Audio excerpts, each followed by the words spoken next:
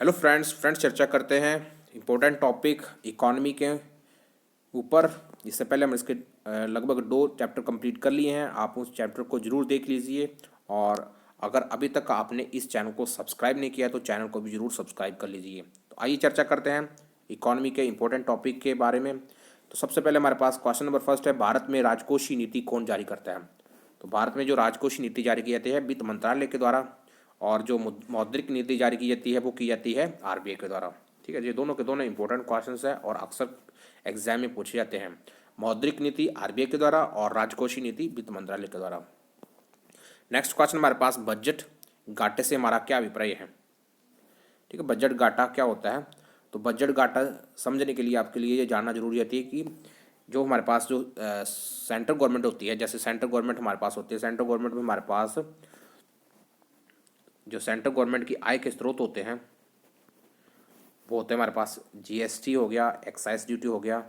ठीक है, excise duty हो गया, फिर डायरेक्ट टैक्स हो गया, डायरेक्ट टैक्स हो गया। डायरेक्ट टैक्स में हमारे पास जैसे कि इनकम टैक्स हो गया, जो कि जैसे कि पता कि आय के ऊपर लगता है, और कॉर्पोरेट टैक्स हो गया। इन सभी टैक्सेस को इकट्ठा करके सेंट्रल गवर्नमेंट की आय का स्रोत बनता है, जिसको हम प्राप्ति कहते हैं, सरकार की आय की प्राप्तियाँ। और जब वार्षिक बजट बनता है तो वार्षिक बजट में सरकार की प्राप्तियां और सरकार का व्यय, जब प्राप्तियां हो कम व्यय हो ज़्यादा। ठीक है, जब प्राप्तियां कम हो व्यय ज़्यादा हो तो ऐसे बजट को हम बोलते हैं घाटे का बजट। द नेक्स्ट हमारे पास टर्म है, मुद्रास्फीति से हमारा क्या अभिप्राय है? तो मुद्रास्फीति एक ऐसी दशा होती है जब बड़े पैमाने पर बाजार में कीमतें बढ़ती हैं। जैसे कोई वस्तु है, वस्तु का रेट स्टार्टिंग में 100 है, वो 100 से बढ़ करके 110 हुआ, 110 से 120, 120 से बढ़ करके 150 और कई कई बार 200 भी क्रॉस कर देता है। तो ऐसी दशा को हम कहते हैं मुद्रास्फीति। ठीक है, क्या बोलते हैं इसको हम? मुद्रास्फीति। और मुद्रास्फीति से होता क्या है कि जो मुद्रा का मूल्य होता है वो लगातार डाउन भी होता है। जैसे $1 इज इक्वल टू, ठीक है, $1 इज इक्वल टू 60 रुपी। और कई बार ये घट करके क्या होता है कि $1 के समक्ष रुपया गिर करके 70-75 हो जाता है। तो ये सारी की सारी दशाएं मुद्रास्फीति की दशा को बताती हैं। इसके अलावा इसके कई कारण हैं। मुद्रास्फीति डॉलर के गिरने के कई कारण भी है, जिसमें अंतर्राष्ट्रीय बाजार में जो कच्चे तेल के दामों में जो उछाल आता है, कच्चे तेल के दामों में उछाल होता है। तो ये भी कुछ कारण होते हैं लगातार रुपए के मूल्य के गिरने के। और इसके अलावा फॉरेन एक्सचेंज, तो फॉरेन एक्सचेंज, जिस देश के पास फॉरेन एक्सचेंज लगातार कम होती जाएंगी उस देश की जो मुद्रा का मूल्य गिरना लगभग संभव भी है। तो ये बहुत सारे कारण मिल करके मुद्रा के मूल्य को गिराते हैं। ठीक है, देन नेक्स्ट हमारे पास क्वेश्चन है, फॉरेन एक्सचेंज का रख रखाव किसके पास होता है? तो जो फॉरेन मुद्रा होती है, विदेशी मुद्रा होती है, जैसे हमारे पास $US हो गया, यूरो हो गया, पीसो हो गया, येन हो गया, युआन हो गया, ये जो विदेशी मुद्रा होती है, इन सभी मुद्रा का जो रख रखाव होता है वो आरबीआई करती है। Central bank, reserve bank of India ही के पास ही होता है फॉरेन एक्सचेंज का रख रखाव। देन नेक्स्ट क्वेश्चन हमारे पास, रेपो रेट क्या होता है? इंपॉर्टेंट टर्म है हमारे पास रेपो रेट।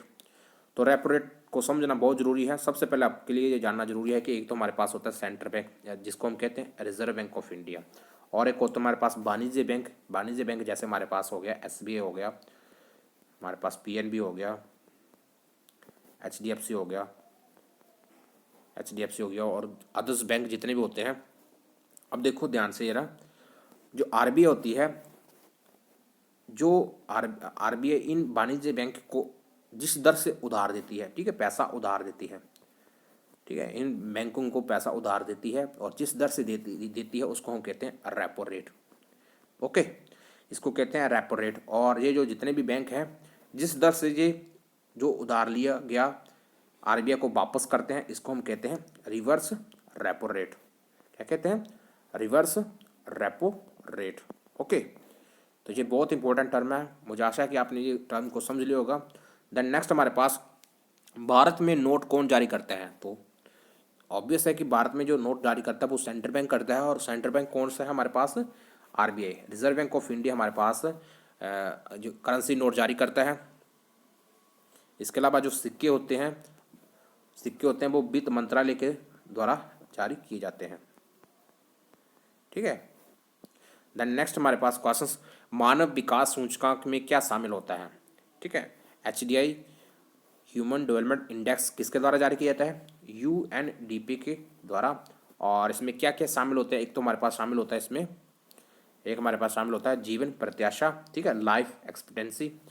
ठीक है, इसके बाद प्रति व्यक्ति आय और शिक्षा की गुणवत्ता। तो ये तीनों के तीनों स्रोत मिलकर के HDI, किसी देश की HDI की रैंकिंग को डिसाइड करते हैं। इसमें जीवन प्रत्याशा मीन्स कोई आदमी, ठीक है, कोई पर्सन कितने समय तक जीता है, मीन्स कितनी उम्र तक जीता है, ये डिसाइड करते हैं। इसके अलावा प्रति व्यक्ति आय, उस देश की प्रति व्यक्ति आय कितनी है, उसके पास कितना पैसा है, और ये मतलब हर एक व्यक्ति को डिसाइड करी, हर एक व्यक्ति की इनकम को ध्यान में रख करके किया था। और शिक्षा की गुणवत्ता, उस देश में शिक्षा का क्या स्तर है, इन तीनों को मिला करके HDI इंडेक्स बनता है।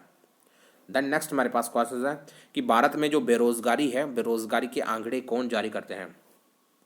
तो ये जारी किए जाते हैं NSS के द्वारा, ठीक है, NSSO के द्वारा।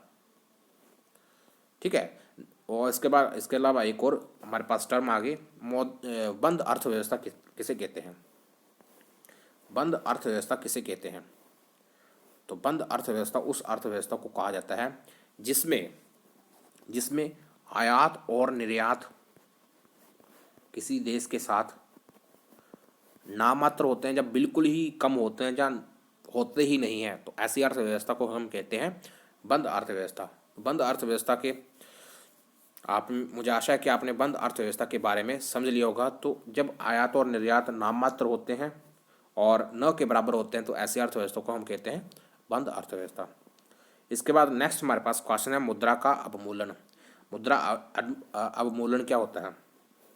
ठीक है, मुद्रा अवमूल्यन एक ऐसी व्यवस्था होती है जब कोई देश अपनी मुद्रा का मूल्य किसी विदेशी मुद्रा के मूल्य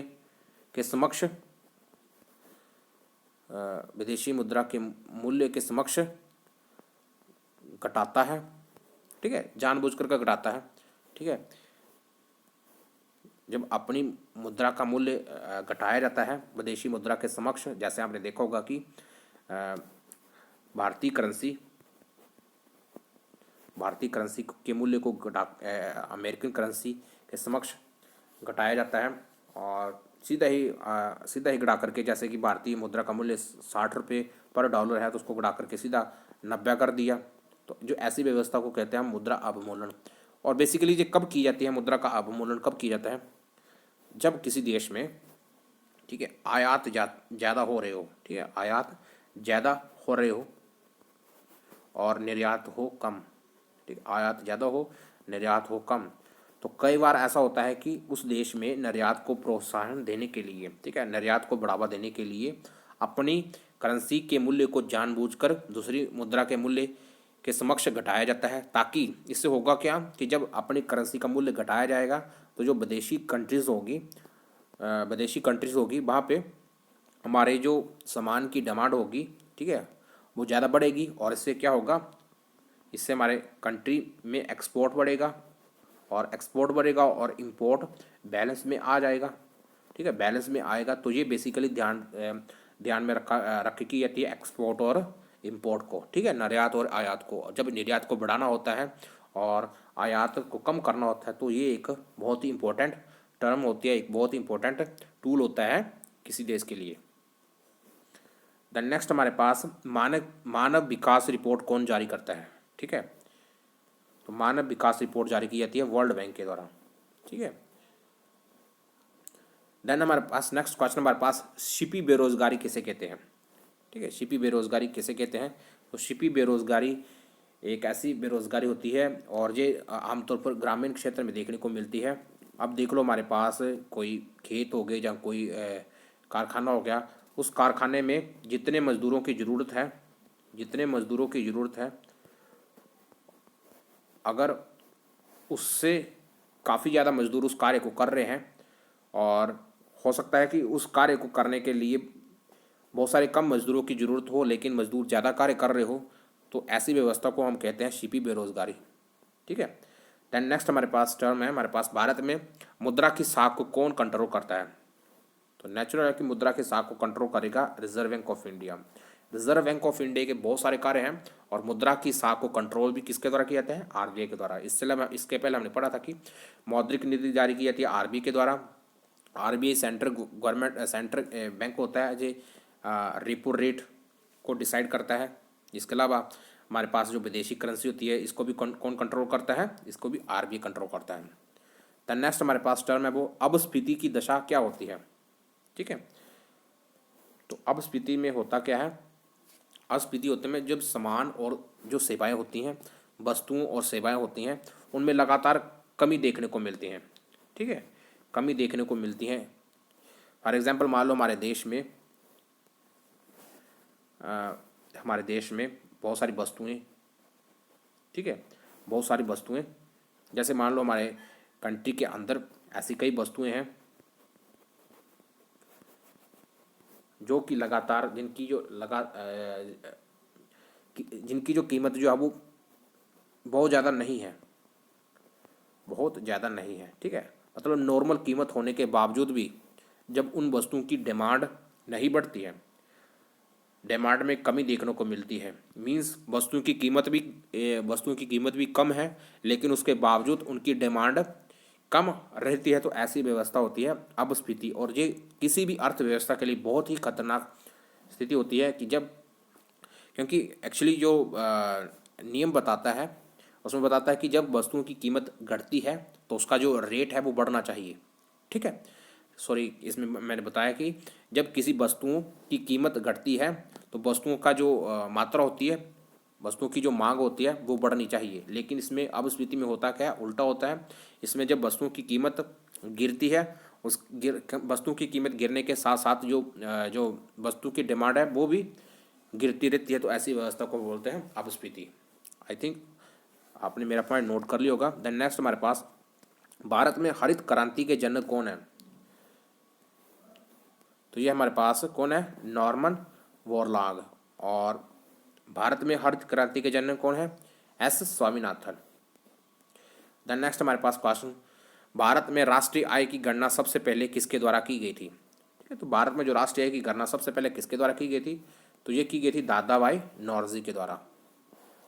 भारत में राष्ट्रीय आय की आंकलन कौन करता है? तो CSO, सेंट्रल स्टैटिस्टिक ऑर्गेनाइजेशन करती है भारत में राष्ट्रीय आय की गणना। और बेरोजगारी से संबंधित कौन करते हैं? NSSO। खरीफ की फसलों के उदाहरण क्या हैं? तो जो खरीफ की फसलें होती हैं उसके उदाहरण क्या है?